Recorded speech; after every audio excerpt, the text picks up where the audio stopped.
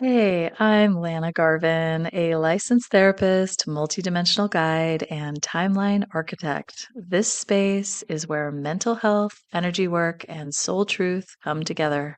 I help people reconnect with who they really are beneath the coping, the patterns, and the programming so they can live from alignment, not survival. If you're navigating awakening, healing old stories, or creating something new from the inside out, you're in the right place. So, let's dive in.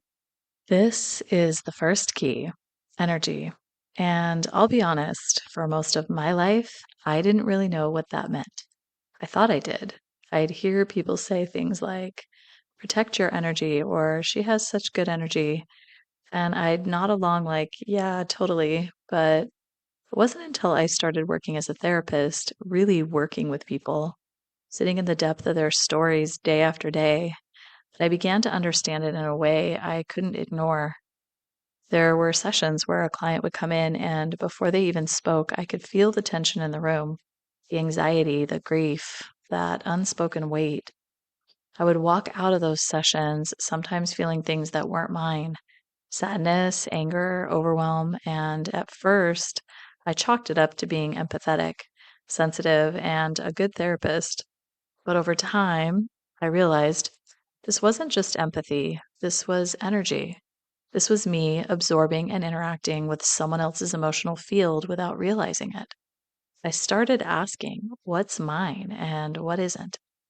And why does my body feel like this after being around certain people? And more importantly, how do I shift it? That's when things started to click. I stopped seeing energy as something vague or mystical, and I started understanding it as a language, the original language, beneath words, beneath behavior. It's the current that is always running. And then one day I came across that famous quote by Tesla: if you want to understand the secrets of the universe, think in terms of energy, frequency, and vibration. I'd seen it before, but this time it landed, not as a lofty idea, but as a lived truth. It explained everything I was already sensing in my life and in the field with clients. It was like someone handed me the key to a reality I had already been standing in, but didn't have the words for. That's what this episode is about: understanding the first Tesla key, energy, not from a textbook or a theory, but from real life, from the body, from the nervous system, from the moments when the language of energy becomes the only thing that makes sense. So let's talk about it. Energy. It's a word we use all the time. I don't have the energy, or that room had weird energy, or their energy was off. We feel it, we talk about it, but we're rarely taught how to actually understand it. What even is energy? In the simplest sense, energy is the invisible current that everything is made of. It's movement and potential. It's the life force that runs through every system, every atom, and every being. It's in your thoughts, in your emotions, in your breath. And it's the animating field behind your body and the charge behind your words. And if we zoom out even more, energy is also how information travels. It's how your nervous system communicates internally and how it reads the environment externally. It's how you can walk into a room and know something feels off, even if no one has said a word. That's not paranoia. That's your system picking up on energetic cues. We are taught to trust the visible, things like behavior and words and actions. But the deeper intelligence, the real truth, lives in the field of energy. So when we talk about understanding energy, what we're really talking about is learning to attune to what's actually happening, not just what's being presented on the surface. That's why this conversation matters, not because energy is woo or mystical, but because it's the layer underneath everything: your emotions, your relationships, your stress, your healing, your mental health. And when you learn how to understand your own energy, you stop absorbing everyone else's. You stop confusing someone else's mood for your truth. And you stop trying to fix things that were never yours to carry. You learn what's yours and how to work with it. Now let's bring this down into something really practical. Why does understanding energy matter for your mental health? Well, let me ask you this.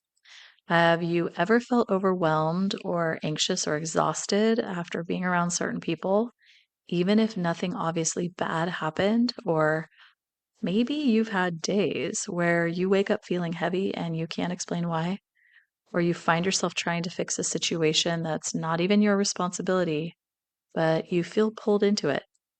These aren't just personality traits like empathy or sensitivity, they're energetic responses. Your nervous system is responding to the frequency of your environment, your relationships, and your internal emotional patterns. As a therapist, I used to take on the emotions of my clients without realizing it. I'd leave sessions feeling anxious and drained and sad, not because something was wrong with me, but because I hadn't learned to discern what was mine and what was theirs. Once I started working with energy more consciously, learning how to feel my own baseline, to ground, to notice energetic shifts in real time, I began to feel so much more clear. I could hold space without getting pulled in. I could respond instead of react. I wasn't living on edge anymore. I was aware.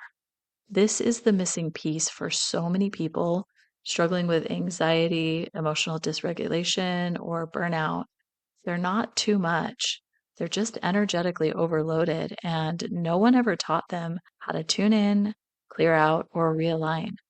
Mental health doesn't exist in a vacuum. Your mind, body, emotions, and energy are all part of one living system. When you understand energy, you can work with that system.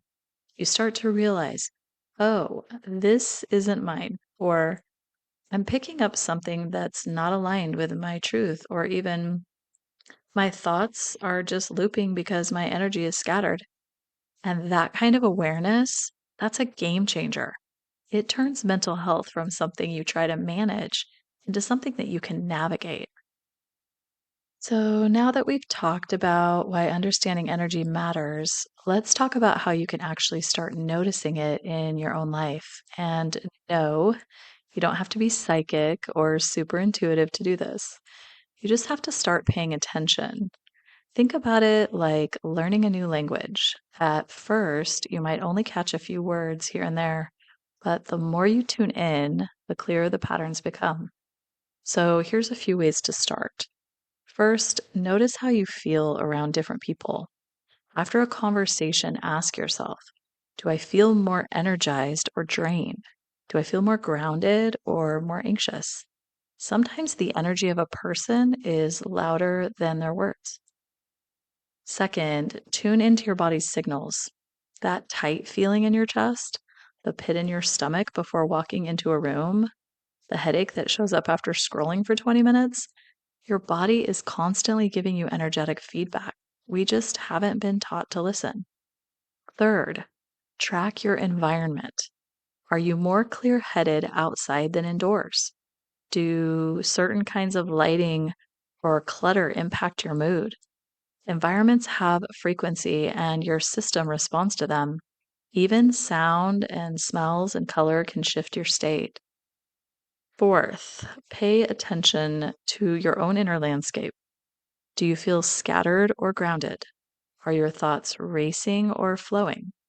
When you close your eyes and breathe, what do you feel? Not think, but actually feel. You can even start each day by asking, what's the energy I'm carrying right now? And is this mine? That one question, is this mine, has changed so many lives because so often what we're feeling doesn't even belong to us. We're just tuned into someone else's station. So let's land this. Everything we just explored points to one core truth. Understanding energy is the foundation of reclaiming your power, not power over others, but the quiet, grounded power that comes from knowing what's yours, from choosing how you respond, and from no longer leaking your life force in 1,000 unconscious directions. You don't need to fix everything. You just need to become aware of the signal you're sending and the signals you're receiving. From that place, you can shift anything. So, I want to leave you with a super simple practice, something you can do right now or anytime you feel overwhelmed or foggy or just not yourself. Start by closing your eyes. So, take a slow breath in through your nose and let it go through your mouth. Place a hand on your chest or belly and just notice what's there. You don't need to label it, just feel it. And say silently or out loud, I return to myself. Anything that's not mine, I release. Then you want to visualize your energy field resetting. So imagine you're tuning a radio back to your own station, a gentle hum of truth and simplicity and clarity. Then you take one more deep breath in and exhale. And when you're ready, you can open your eyes. That's it. You just tuned your own signal. And that's the first Tesla key in motion. We'll go deeper next time into the second key, frequency, and how the signal you send shapes the experience you receive. If this episode resonated with you, feel free to share it with someone who might need to hear it. And if you want to explore how this connects to your mental health or healing path, I work one on one with clients through both therapy and coaching, and I'd love to support you. Thank you for being here. Thank you for being curious. And most importantly, thank you for remembering your power.